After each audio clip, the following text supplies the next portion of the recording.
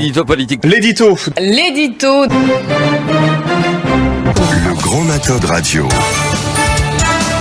L'édito politique. L'édito politique. L'édito. L'édito. L'édito politique.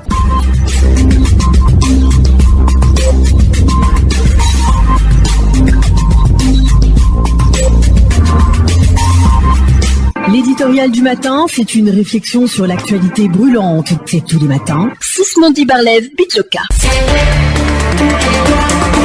L'édito politique. L'édito. L'édito. Le grand matin de radio. L'édito politique. L'édito politique.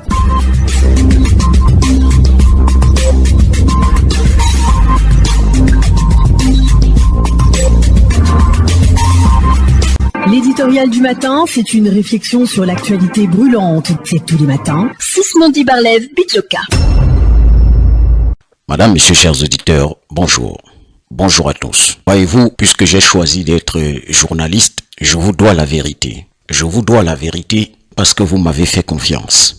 Je vous invite ce matin encore à parler des ponts préfabriqués que le président de la République avait voulu construire pour désenclaver les bassins de production de son pays. Chaque fois, je vais vous répéter l'objectif. De nombreuses zones du Cameroun sont enclavées, coupées du reste du pays à cause de nombreux fleuves, même si en plus on n'a pas d'eau dans les maisons. Les zones de production sont ainsi isolés du reste du pays, viciant fondamentalement la production qui ne parvient pas sur les marchés à cause de ces fleuves qui coupent les routes. Un ingénieur, Dieudonné Ndi, s'en était rendu compte. Il a pensé à quelque chose de formidable. Produire des petits ponts préfabriqués en acier solide sur 50, 100, 150 mètres qu'on peut rapidement installer et contribuer à lutter contre la pauvreté. Car les populations coupées du reste du pays produisent énormément de vivres qui ne parviennent pas sur les marchés. Arrivés devant un fleuve, il n'y a pas de pont, ils déposent les marchandises sur la rive et ces marchandises se décomposent sur place. Elles ne parviennent pas sur les marchés à cause des fleuves. L'ingénieur va donc voir le ministre des Travaux publics et ceci va parvenir aux oreilles du président. Le président va naturellement trouver tout ça pertinent. Il va bondir sur son bureau et signer rapidement malgré quelques imperfections. Il sait que tout cela concourt à son objectif, la lutte contre la pauvreté,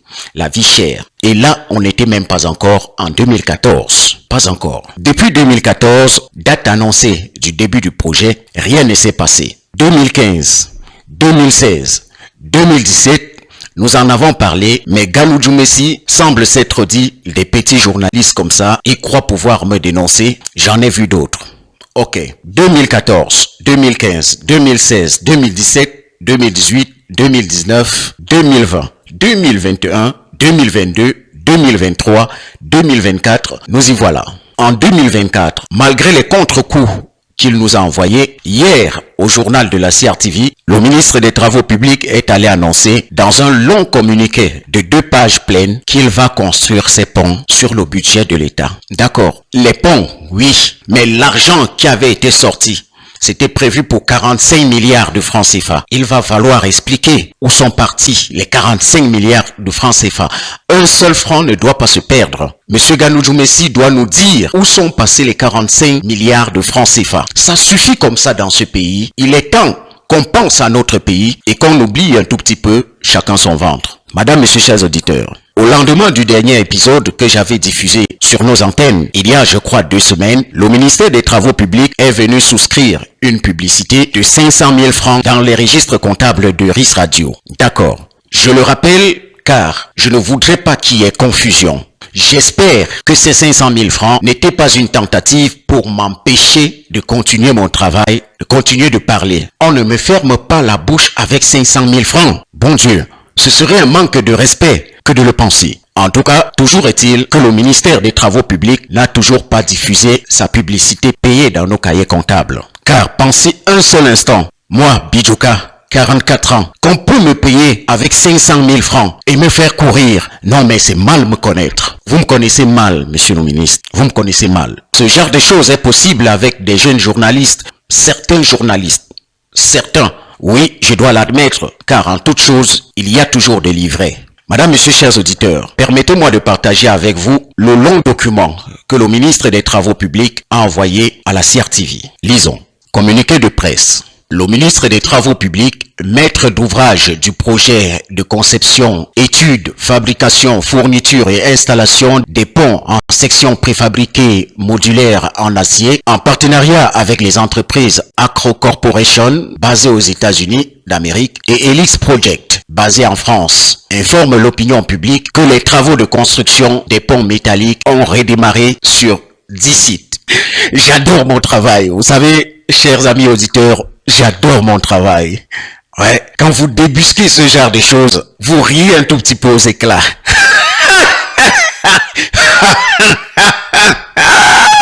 Incroyable, je suis très content. Hein? Alors, redevenons sérieux. Il s'agit de la construction d'un pont métallique de 51,67 mètres linéaire sur la rivière Mayo, Taram, itinéraire Fumban, Bagno Tibati. La construction d'un pont métallique de 39,478 mètres linéaires sur la rivière Mama, itinéraire Ndem Tete Mama.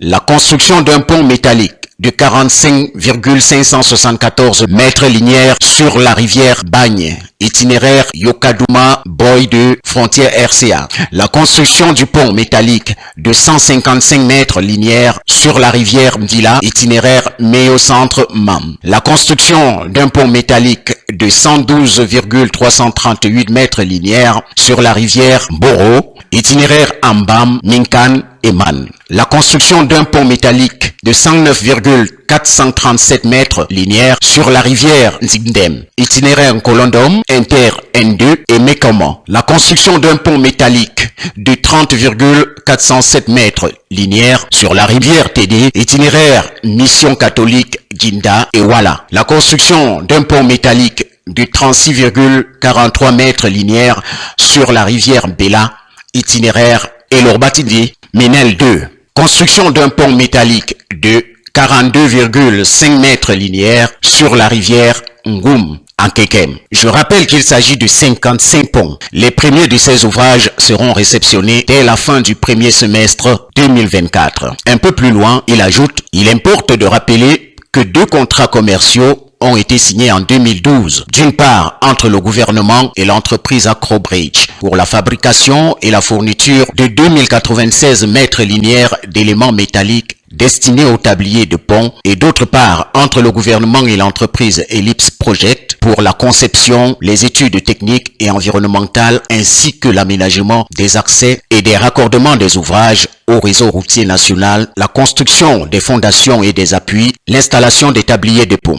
Les financements extérieurs respectifs sont de 37 272 571 $, accordés à Exim Bank USA pour le paiement des prestations exécutées par Acrobridge, entreprise exportatrice américaine, et de 38 369 012 € accordés par la Société Générale France pour payer les prestations exécutées par Ellipse Project, fournisseur français. Le financement relatif à la fabrication et à la fourniture des éléments métalliques a été consommé à 98,70% avec la livraison des 10 éléments qui sont actuellement dans les locaux du Madjini à Douala, alors que sur un montant total de 34 369 012 € alloués au paiement des prestations d'Ellipse Project, 12 818 789,24 € ont été décaissés, soit un taux de consommation financière de 37,29%, hormis l'avance de démarrage de 20% pour un montant de 6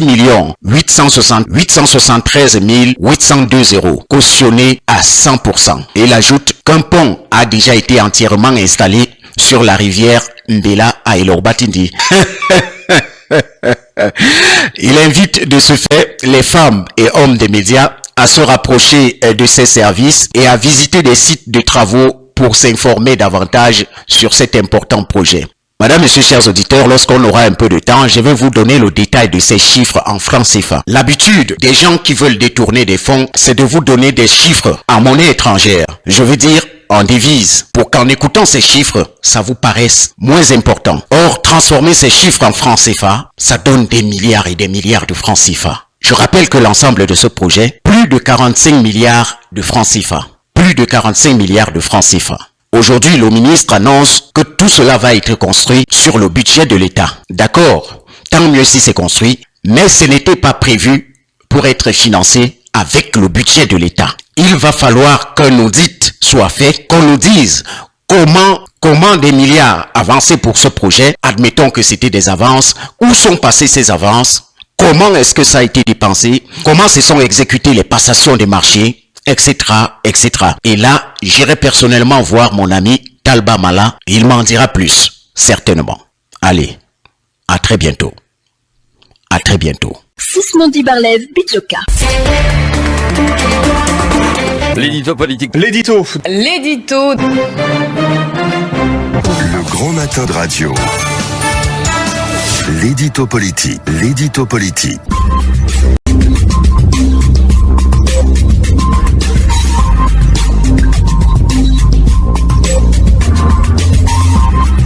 L'éditorial du matin, c'est une réflexion sur l'actualité brûlante. C'est tous les matins. Sismondi Barlev, Bitsoka.